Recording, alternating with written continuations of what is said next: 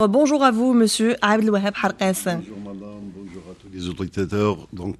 Merci pour l'invitation. Merci de l'avoir accepté. Monsieur Harkas, nous sommes à quelques petites semaines du mois de Ramadan. Les attentes des citoyens sont grandes. Le défi pour les pouvoirs publics sont aussi grands pour garantir l'approvisionnement du marché à des prix abordables.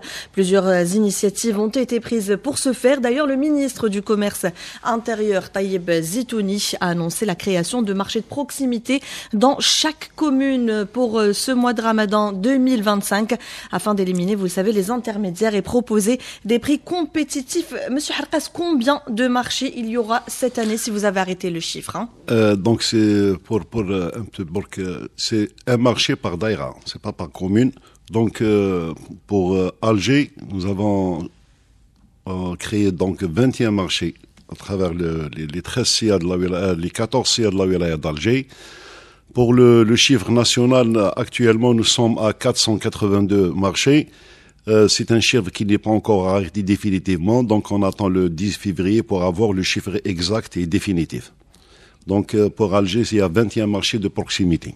Et quelles sont les mesures qui sont prises pour assurer un approvisionnement adéquat de ces marchés, monsieur Harkas? Donc pour les mesures, il y a eu depuis le mois de décembre, il y a eu des réunions avec les opérateurs, les différents opérateurs, que ce soit des producteurs ou bien des importateurs, pour connaître leurs capacités réelles pour faire face à toute éventuelle perturbation ou quoi. Donc, pour connaître vraiment les capacités pour faire face aux besoins du citoyen durant le mois de Ramadan, pour offrir tous les produits, notamment les produits de large consommation aux citoyens, et le laisser dans une sérénité durant ce mois. On est d'accord que l'objectif de ces marchés de proximité est de garantir la disponibilité des produits à des prix compétitifs. Comment vous faites justement pour que ces prix soient abordables? Pour ces marchés, comme vous venez de le dire, d'abord il y a la disponibilité des produits. Donc pour les prix qui doivent être compétitifs, comme vous venez de le dire, nous avons incité les opérateurs que nous avons invités. D'abord, les opérateurs, c'est une condition primordiale, c'est qu'ils soient des producteurs ou des importateurs. Cela veut dire qu'on va éliminer tous les intermédiaires. Quand on élimine les intermédiaires, on élimine les marges bénéficiaires. Donc le citoyen va acheter son produit au prix sorti usine ou au prix à l'importation. Donc, nous avons les intermédiaires comme les distributeurs ou bien les détaillants. Cela fera gagner le citoyen un prix abordable. Donc, aussi, on va inciter ces opérateurs à procéder à des ventes promotionnelles. Donc, en plus, c'est des prix par moment, on a des produits qui sont à des prix réglementés. Par moment, comme on a vécu ça l'année passée, on les demande, on les incite à baisser le prix, même par rapport au prix réglementé. En général, c'est respecté? Mais oui, nous avons vécu cette expérience l'année passée. Nous avons vu que les opérateurs étaient vraiment donc ils ont procédé à des prix plus bas que le prix d'habitude, initial. Et pour tenter de stabiliser les prix, toujours des viandes, cette fois-ci, monsieur Harkas, l'Algérie va importer 28 000 tonnes de viande rouge et blanche pour le mois de Ramadan en provenance de 4 pays. Quelle est la stratégie qui est mise en place pour garantir la disponibilité de ces viandes à un prix abordable pour le consommateur algérien? Pour les prix de la viande, vous savez qu'il y a depuis la mise en exécution du décret relatif à le plafonnement des marges bénéficiaires de la viande. Donc c'est des prix, on peut dire, c'est à marge bénéficiaire réglementée, donc ils ne doivent pas dépasser le seuil. Donc pour cela, nous avons les viandes en carcasse, les viandes sous vide. Et nous avons aussi la même chose pour la viande blanche. Donc, c'est des prix réglementés. On doit veiller par le biais de nos contrôleurs de respecter ces prix-là. À défaut, donc, il y aura de sanctions. Et vous avez parlé de plafond. Monsieur Harkas, le ministre a fixé un prix plafond de 1200 dinars le kilo pour la viande rouge importée. Quels sont les mécanismes, justement, de contrôle qui seront mis en place pour garantir le respect de ce tarif? Donc, pour commencer, donc, pour les importateurs, donc, tous les importateurs doivent déposer leur structure de prix au niveau des frontières. Donc, c'est à partir de là qu'on contrôle le prix jusqu'au consommateur final. Donc, il y a la structure des prix, il y a le réseau de distribution, et c'est là, c'est un suivi qui sera effectué par nos contrôleurs jusqu'à le détaillant. Donc, c'est à partir de la structure des prix qu'on connaisse parce que maintenant, c'est une marge bénéficiaire. Donc, en tout cas, ils ne doivent pas dépasser les 1200 dinars pour le sous-vide. Hein. Oui. Mais pour la carcasse, c'est 1350 dinars. Donc, il y a des mesures qui ont été prises. Il y a un système qu'on a mis pour contrôler ces prix. Donc, à partir de l'importation, c'est-à-dire l'importateur, il est obligé de déposer sa structure des prix. Donc, la structure des prix, il y a tout ce qui est le prix d'achat, les charges et tout ce qu'on suit. Et puis, on a et cette structure des prix, elle est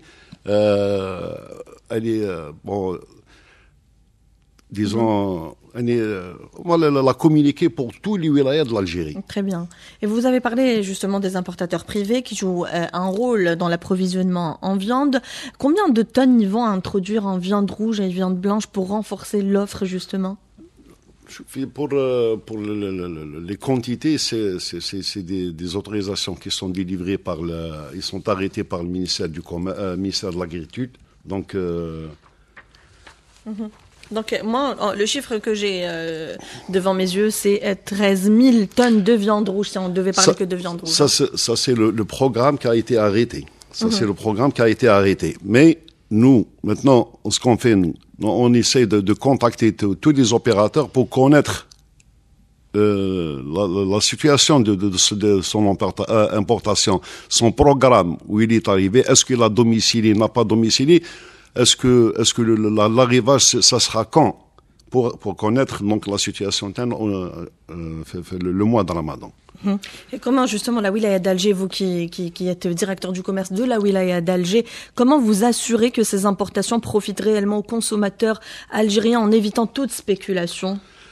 C'est par le biais de nos contrôleurs qui sont sur le terrain. Donc tous les importations sont signalées immédiatement dès leur arrivée. Donc il y a un suivi de tous les... Bon, je parle pas uniquement d'Alger, mais pour toutes les wilayas. Donc une fois il y a un arrivage de la viande par X, donc il est signalé, il peut pas le vendre jusqu'à que la procédure de la structure des prix, la procédure de connaître son réseau de distribution. Donc c'est à partir de là qu'on continue à travailler jusqu'à l'arrivée du produit au consommateur. Vous avez parlé, vous avez parlé de sanctions pour les personnes qui ne respectent pas ces mesures. Quelles sont justement les sanctions prévues pour les contrevenants, Monsieur Harkas? Pour les contrevenants, donc nous on considère que chaque opérateur qui vend sa marchandise à un prix qui est réglementé, donc on considère ça, c'est des pratiques des prix illicites.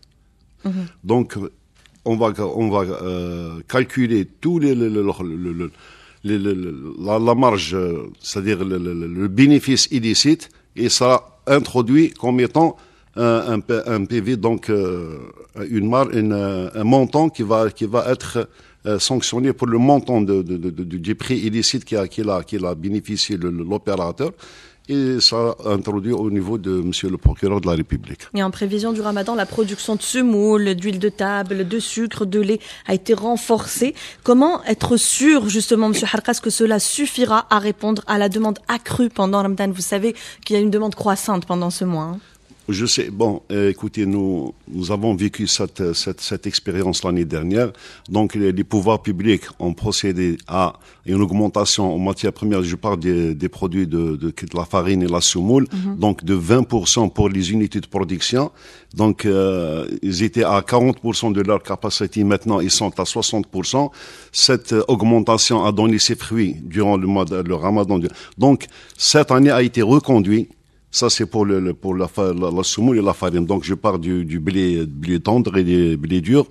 Au niveau de l'OAIC, donc il y a un quota de 20% qui a été octroyé aux différents minoteries et semouleries. Pour la même chose pour les huiles, donc il y a une décision qui a été prise au mois de décembre, c'est de demander aux différents producteurs d'augmenter leur production de 50%? À 50%, oui, de 50%. Pour le lait, la même chose. Donc, il y a eu des mesures qui ont été prises. Ils ont donné leurs fruits. Maintenant, on est bien à l'aise. Donc, si on voit, par exemple, les quantités produites par rapport aux quantités commercialisées, on est toujours à l'aise, on n'a pas de problème. Donc, je prends l'exemple pour Alger. Si on prend l'exemple pour Alger, nous avons arrêté le besoin de la wilaya d'Alger à 1 million de litres du lait pasteurisé jour. Par contre, maintenant, on fabrique, on produit jusqu'à 800 000. Et malgré ça, le nombre de litres commercialisés, il est moins que 800 000 et on a toujours donc ça veut dire, si je parle du sucre, des huiles et des produits des semouleries, de la semoulerie, ils sont vraiment, on est à l'aise, il n'y a pas de problème. Et maintenant, c'est-à-dire, il faut signaler que nous sommes dans une période très sensible pour le mois de Ramadan. C'est maintenant, donc, vous connaissez la famille algérienne et commence à s'approvisionner dès maintenant. Quelles actions concrètes sont menées, Monsieur Harkas, pour éviter la flambée des prix à laquelle nous assistons chaque Ramadan? Pour ce qui est du volet contrôle, donc la direction du commerce, toutes les directions du commerce, on travaille en collaboration avec les services de sécurité. Donc, que ce soit pour la gendarmerie nationale ou bien pour le sûreté de la wilaya. Donc, c'est un programme qui vise à lutter contre la spéculation tout en contrôlant les différents dépôts. Disons, c'est des dépôts qui sont pas déclarés. Donc, c'est à partir de là, nos recherches au niveau de ces dépôts qui constituent le fief de cette manipulation, de cette soi-disant la spéculation. Donc, c'est à partir de là. Donc, il y a un travail qui a été fait déjà avec nos collègues du service sécurité. Et il y a eu beaucoup d'opérations, et donc on continue sur cette lancée. Et c'est à partir de là, cette spéculation que les pays connaissent des augmentations. Donc la spéculation, ça sert à quoi? C'est-à-dire quand un produit il est un peu qui n'est pas disponible sur le marché, il y a toujours des gens qui gardent ce produit-là, qui le stockent. Qu'ils le sortent au moment opportun. Au moment opportun, avec des prix excessifs. Donc, c'est pas ça, cette opération, ces opérations-là, qu'on découvre ces gens-là qui essayent à tout moment, à tout prix, d'avoir le problème de l'augmentation des prix. Et M. Harkas, il y a une cellule de veille et d'alerte précoce qui a été mise en place en 2024 pour surveiller l'approvisionnement du marché, anticiper les éventuelles tensions dont nous parlons. Quels sont les premiers résultats de cette cellule à Alger? Comment permet-elle d'intervenir rapidement en cas de perturbation, M. Harkas? Voilà, ces cellules de veille qui ont été placées en 2024. Donc, au niveau de la wilaya d'Alger, nous avons notre cellule de veille qui est présidée par monsieur le secrétaire général de la wilaya d'Alger. Cette cellule qui se réunit une fois par semaine. Donc, il y a la présence de nos collègues du ministère de l'Agriculture et du ministère de l'Industrie, ainsi que les services de sécurité. Cette cellule a pour objet de suivre la situation du marché quotidiennement et d'essayer d'avoir le maximum d'informations pour toute perturbation et bien sûr pour prendre les mesures qui s'imposent immédiatement. Donc il y a beaucoup de collaboration en prévision du mois sacré, une collaboration également avec le Conseil de la régulation et de la concurrence pour surveiller le marché et approvisionner ce marché et prévenir toute pratique anticoncurrentielle. Il y a une réunion d'ailleurs de prévue avec le CREA dans ce sens lundi prochain, si je ne me trompe pas, Monsieur Harkas. Oui, en principe, Monsieur le ministre qui devait présider cette réunion, donc dans le but de renforcer la présence des différents opérateurs sur le marché national, c'est-à-dire pour garantir un approvisionnement régulier du marché, ainsi que, comme je viens de le dire, aussi pour des ventes de promotionnelles au profit de nos citoyens. Donc, le CREA était toujours là pour nous aider dans les démarches effectuées par le ministère du Commerce. Et le CREA, mais pas que, il y a plusieurs secteurs qui rentrent en coordination avec le secteur du commerce, l'agriculture, l'industrie, les douanes. Comment la wilaya d'Alger travaille-t-elle avec ces différents acteurs pour garantir une distribution fluide et éviter les pénuries ? Donc, nous travaillons en étroite collaboration avec nos collègues de l'industrie et surtout de l'agriculture. C'est-à-dire, le travail consiste surtout, par exemple, pour les produits agricoles, de connaître les différents le flux des produits agricoles. On sait pour les stocks, pour les chambres froides, le stockage. Donc, il y a un travail en collaboration pour un programme de contrôle en collaboration avec nos collègues de l'agriculture c'est-à-dire pour connaître exactement le flux des produits agricoles, surtout au niveau du marché de gros, des différents marchés de gros. Mais vous voulez également introduire le citoyen dans cette campagne. Est-ce qu'il y a des campagnes d'information qui sont prévues pour sensibiliser le citoyen sur la disponibilité des produits et l'encourager surtout à signaler toute spéculation ou pénurie? Le citoyen, c'est le premier concerné. C'est à partir des plateaux comme celui-là qu'on essaye toujours de sensibiliser le citoyen, de ne pas s'inquiéter que les produits sont disponibles. Il n'est pas question de s'inquiéter. Le consommateur, d'après l'expérience vécue le Ramadan de l'année 2024, nous a montré ça et le citoyen a vu de ses propres yeux que les produits sont disponibles. Il n'est pas question de s'inquiéter ou bien de s'engager. Donc, on essaye aussi de s'attaquer aux différentes déclarations des gens qui veulent déstabiliser le citoyen par le biais de Facebook et des réseaux sociaux. Donc, on essaye de leur montrer le contraire. Donc, c'est des Est-ce que la pression est plus grande cette année? Est-ce qu'il n'y aura pas de pénurie? Est-ce que vous pouvez le garantir? Vous savez, nous sommes à 15 jours, pratiquement 17 jours du mois de Ramadan. Tout à fait.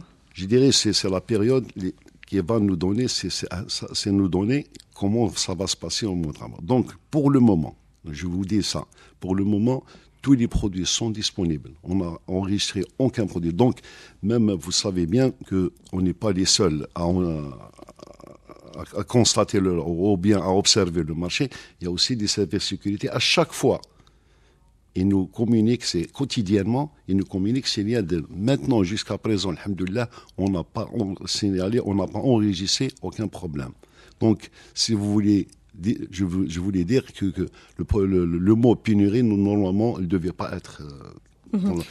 Oui, il y a également une suggestion qu'on fait à chaque approche du mois de Ramadan, c'est l'étiquetage ou justement l'affichage obligatoire, par exemple. Est-ce que ça peut être une solution et pourquoi ça n'a pas été appliqué jusqu'à présent? Non, c'est-à-dire, vous parlez de deux volets différents. Donc, il y a l'étiquetage, ça rentre dans le contrôle de la qualité des produits, la qualité des services. Il y a l'affichage des prix qui rentre dans les pratiques commerciales. Donc, l'affichage, c'est une obligation. C'est une obligation et des sanctions. Et c'est une infraction qui devient très, très, très importante, même pour les montants les amendes infligées aux commerçants, ils sont très importantes par rapport à cette infraction. Pour ce qui est de l'étiquetage, on parle du contrôle de la qualité d'une manière générale. Donc, l'obligation de l'étiquetage, c'était dans la loi du consommateur, de la protection du consommateur. Donc, on fera tout. Donc, c'est une infraction. Pour les produits qui ne sont pas étiquetés, on prend toujours des sanctions, donc ils sont immédiatement saisis. Donc tout produit qui n'est pas étiqueté, et en langue arabe aussi, attention, on ne parle pas uniquement des produits anonymes, même pour les produits qui ne sont pas étiquetés en langue, c'est-à-dire les mentions obligatoires qui devaient être faites sur l'emballage doivent être mentionnées en langue arabe. Donc nous travaillons sur ça, et à chaque fois qu'on tombe sur un produit pareil, il est automatiquement saisi et le contrevenant est poursuivi en justice. Il y a des phénomènes qu'on observe à chaque approche du Ramadan. Il y en a deux. Je vais commencer par le premier. C'est qu'on observe souvent des commerçants qui changent d'activité en plein Ramadan. Je vous donne un exemple concret. Il y a des vendeurs de vêtements qui peuvent se réinventer en vendeurs de produits alimentaires, de jus. Comment vous travaillez pour encadrer ces changements, pour éviter toute anarchie sur le marché et garantir surtout le respect des normes sanitaires? Donc, il faut partir d'un principe que toute activité commerciale est exercée avec un registre du commerce. Donc, il n'y a pas d'autorisation ni rien du tout. Donc, c'est un principe. Pour les gens, nous avons toujours ce phénomène. Nous l'avons vécu chaque mois, chaque année. Donc, c'est les tournées que font nos contrôleurs. Donc, ils connaissent bien les rues, ils ont l'habitude de les contrôler. Donc, à chaque fois, on trouve un changement d'activité. Donc, on prend immédiatement les mesures qui s'imposent. Fermeture immédiate. La fermeture immédiate. Donc, avant, on avait fait une proposition de fermeture. Il y a un peu qui connaissent un peu de retard, mais maintenant nous avons on parle en arabe le tawqif al-fawri. Donc il y a une fermeture immédiate après ça vient de la poursuite judiciaire. Et le deuxième phénomène, vous serez d'accord avec moi car vous connaissez le consommateur algérien, le Ramadan est souvent associé à une consommation excessive, une surconsommation, Monsieur Harkas, ce qui entraîne un gaspillage alimentaire important. Quelles sont vos initiatives pour sensibiliser la population à une consommation responsable? C'est le troisième volet pour le programme de Ramadan. Donc il y a le volet sensibilisation. C'est un programme qu'on a tracé avec nos amis de différentes associations de protection du consommateur.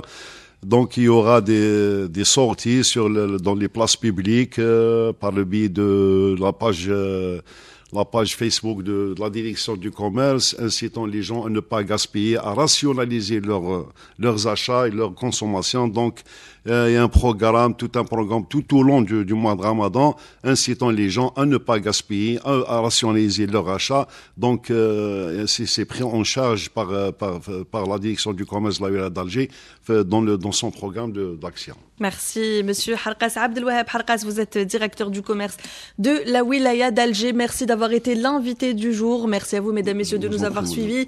L'invité du jour, c'est terminé pour aujourd'hui. On se retrouve dimanche prochain. Très belle suite des programmes sur Alger Chaîne 3. Fatima, je vous rends l'antenne.